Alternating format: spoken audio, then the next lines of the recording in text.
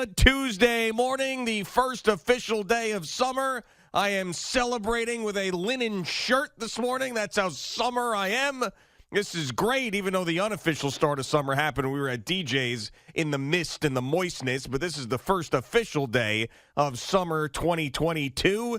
We've got two baseball teams that continue to roll. I know you've heard this before. Yankees last night with a real entertaining game. Garrett Cole taking that no-hitter into the eighth and then tacking on some runs after the game got a little close. And the Mets taking care of business in their wraparound series with the Marlins, disposing of them yesterday afternoon 6-0. And a nice little start for David Peterson. He and the Mets needed that. We've got some Kyrie Irving scuttlebutt as well to get into that we missed. Yeah, we missed towards the tail end of yesterday's show. But, Boomer, I see that you were home this morning. Good morning. How are you? And how is everything going? Oh, just great. Just absolutely great. Thanks for allowing me to do this from home, but I really have no choice since I did test positive for COVID on Saturday again. So this was interesting.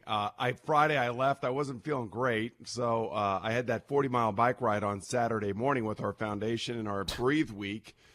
So I woke up Saturday, did not feel good at all. I still went out to Jones Beach and did 40 miles. Are you nuts? Like, honestly. Yeah, I think I am nuts a little bit, so I did it. And if for anybody that was out on the Ocean Parkway, I guess it's a bikeway, they would know just exactly what I'm talking about. It was about 17 to 20 mile an hour winds coming back. The 20 miles coming back from Captree was. Yeah, they postponed my fishing tournament because of the wind, and you were out there with COVID riding 40 miles on a bike. Yeah, so I did, and we rode it all the way back up to Cedar Creek along the Wantaw Parkway there, and we rested for about 2 hours. I told the guys I was riding with before we started the ride, guys, just stay away from me. I'm not feeling great this morning. I don't know what's going on. I don't know if it's cold. I have no idea. So these days you have to be, very careful. We were outside. Everything was good. Did the bike ride. 2 hours afterwards, I'm kind of hanging out. I had a day chaser too, so it's pretty good. Of course, yes. And I told the guys, day chaser, by the way, does not cure COVID. It does everything else for you, but it does not cure COVID. Yes. It doesn't do that. Yeah.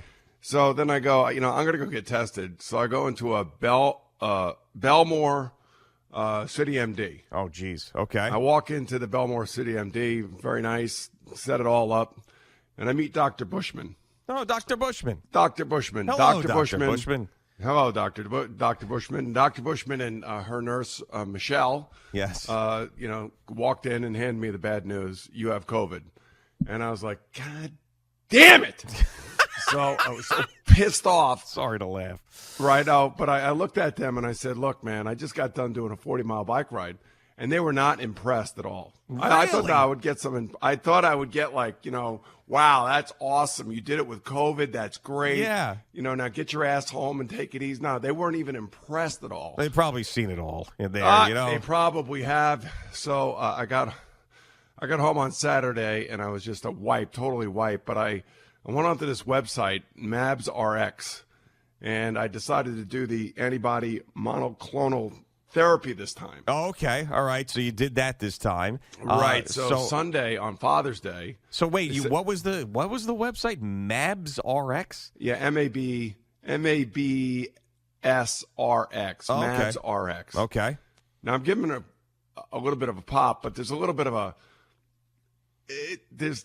part of it's a little fugazi, but it's all I can tell you is that it's a monoclonal antibody treatment.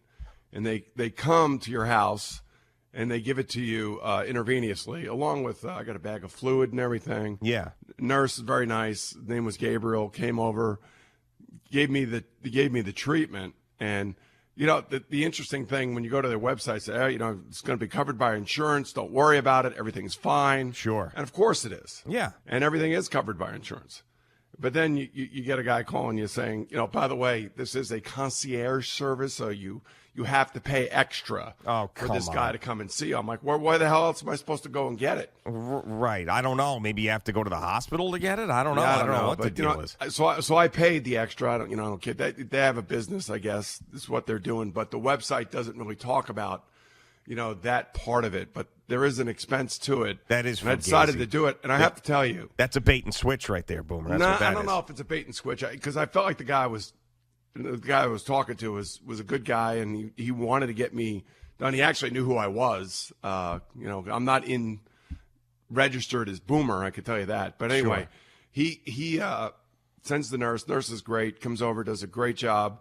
And I have to tell you that on Sunday, right in the middle of the U.S. Open, and I think I called you, I felt like, death warmed over, man. Yeah. I felt terrible. Yep.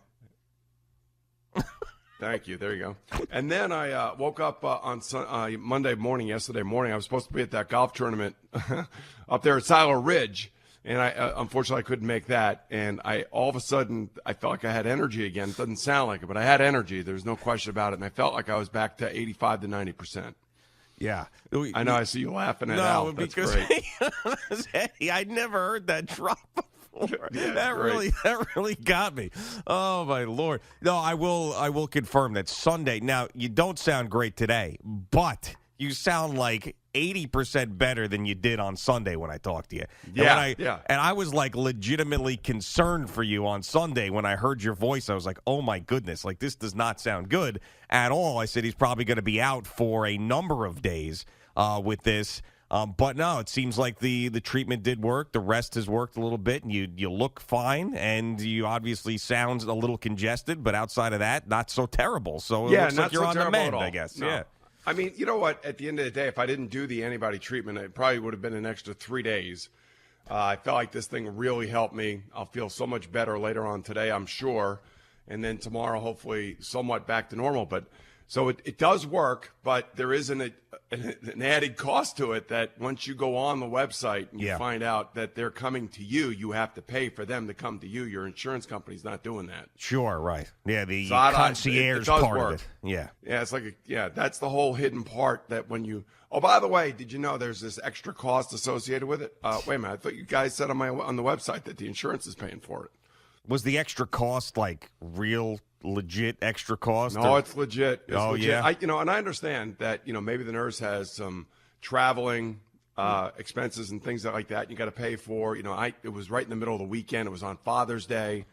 There's a lot of stuff that's attached to it. I don't want to second guess any of that. I mean, at the end of the day, they came to me, and they came to me as quickly as they possibly could. That's what I do know, and I got the treatment within 2 days of, I think, feeling like I had something going on.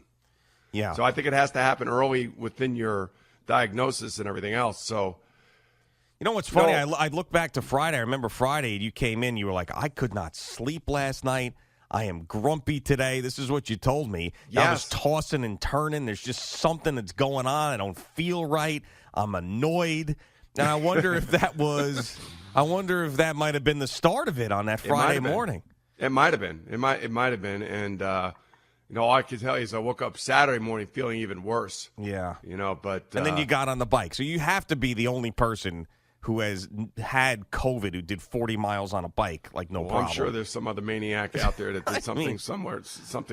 Like you don't even realize it. And I even told the guys, I said, guys, I don't want to test right now because I don't want to know. Yeah. There is a little bit of that happens, right, with a lot of people. Yeah, because but once you test, I will tell you this. Once you, if you go to a City MD or something, they test you, now all of a sudden you start getting text messages and emails from everywhere. That's what happened to me back in October with the New York State and this and that, and you get all this stuff and the emails and the contact tracing. I don't know if they still do the contact tracing stuff anymore. No, basically what they tell you is just to let everybody know that you've been around. Yeah. That you tested positive. I did. Within the last 3 days, I told all you guys, told the guys that I rode the bikes with. The guys that I rode the bikes with, we were outside. So, and we were spread out, and everybody was, I think a couple guys got tested yesterday. Everybody tested negative, but I don't know. All I could tell you, even without the antibody therapy, I would just say that it feels like just a really heavy, bad cold, and I know that's what I sound like this morning. Right, absolutely, yes. Now, you also said today's the first day of summer. Yeah. So you know what tomorrow is? June 22nd, Judgment Wednesday. Day. Judgment Day. Aaron Judge, the arbitration stuff. That's right. That's right. Oh, Judgment Day tomorrow for Aaron Judge and the New York Yankees. What will we hear after his arbitration hearing, or will he even get to his arbitration hearing? Yeah, I mean, I would hope that the Yankees would sort of fold at this point. I mean, I know that you're looking for a long-term deal for him. I don't know if Aaron Judge is willing to negotiate at this point. He said he was not going to do that. Maybe things have changed if the Yankees come back with a better number. But if the Yankees still sit there and nickel and dime Aaron Judge over $4 million for this particular season, then that's pretty bad. So I would imagine that, you know, they agree on something. He gets his $21 million at the very least without having them have to go back and forth talking about whether he deserves it or not. Let me explain something to the Yankees that don't need any explaining. They understand it better than anybody because, you know, they do have a partnership with the Dallas Cowboys. You know, it's the two most iconic franchises maybe in this country, along with the Lakers. Maybe the Celtics would be in there. When Michael Jordan was at the Bulls, I guess you could say that. But when I think about, you know, they understand promotion, they understand what they're selling, and number 99 happens to be, and making a great catch last night in the eighth inning, by the way, yep, up against the wall. You know, number 99 happens to be the reason why people, that and you're winning, you got 50 wins now. But 99 is the reason that people want to come to Yankee Stadium, man. And they are coming in droves this year. This is a very special year for this team, and they're being led by a very special player. And this player is a player that deserves every dollar he is asking for. And I think that the Yankees should show in good faith. Forget the arbitration hearing. Pay him the $21 million he wants. But screw that. I would rip it up, and I would start the contract right now. I don't know if they can do that in baseball. I think they can. But I would pay him more this year and make him happy and sign a long-term deal. Give the present to the Yankee fan. I don't give a crap about his 37th and 38th year of his age. I don't really care about that. What I care about is the next 5 to 6 years. And this guy is the face of your franchise. And you have got to do everything you can to show your fans and show all the baseball fans out there that you're not going to mess around. You're the New York Yankees. This guy is having a career year. He's having an MVP-type season. He's stealing bases. He's making catches up against the wall. He's hitting big home runs. He's got a lot of RBIs. He hits for average. I don't know what else a guy in baseball can do, and he's doing it at the size that he is. And when you look at him and the way that he plays and the way that he carries himself, that's what a New York Yankee stands for. Yeah, I mean, he's doing one thing this year better than he's done for most of his career, and that's stay on the field. And that's why the numbers have followed, is he's been healthy. You know, there's been so many years outside of 2017, which was his best year, and he finished second in the MVP voting that year and the over 50 home runs and everything else, that he's been dealing with injuries. You know, he's been out for a significant amount of time, and then when he's come back, he hasn't been himself. It's taken him a long time to get back. So the biggest thing this season is you see when Aaron Judge is healthy what he's capable of, and that is an MVP-type player. I mean, he's leading. He's the odds-on favorite for the AL MVP, obviously. So, yes, I mean, all those things are true, but remember the beginning of the season, you know, one of the arguments against Aaron Judge was the fact that he could not stay healthy. So now he is proving that, and now it's time for the Yankees to say, okay, enough is enough, and let's get this thing done. Because if he walks out of that door next year and goes somewhere else, I mean, that is just a travesty. It really is. I mean, there's a big difference from Robinson Cano leaving and then Aaron Judge leaving. You know, it doesn't happen to the Yankees a lot. You know, this would be the equivalent of the Mookie Betts signing with the Dodgers, or the trade having to get rid of him and him going to the Dodgers. It'd be the equivalent of that. It's just things that big market teams should not be doing. It should not even be on the table. It should not be an option. So it's going to be fascinating to see. I mean, if they really go into this thing and try to like knock him down to $17 million, I mean, that could do irreparable damage to the talks going forward. Yeah, I don't think that's going to happen, G. But I will say this. You know, the only thing I don't know is I know what the obvious is. The obvious tells me you got to sign him. What I don't know is what Aaron Judge's agent is telling him on the other side. That conversation, I would think, would include the Giants, would include the Dodgers, would include the Angels, would include the Rangers, would include, of course, the Mets. And, you know, if the agent is saying, hey, look, man, we can get you a $400 million deal, you know, now all of a sudden that changes the dynamics. I want the Yankees to sign him. I want him to make the money that I think that he deserves. I thought the initial offer was fair for the 7-year extension. I don't want to go 8, 9, or 10 years, but the way that maybe you can meet in the middle is pay him for what he's doing right now. I mean, pay him for all the money that he is making you right now. He is a star. He is one of the top 5 players in baseball right now. He's I know he's in the middle of an iconic season and one of the great seasons in Yankee history up to this point.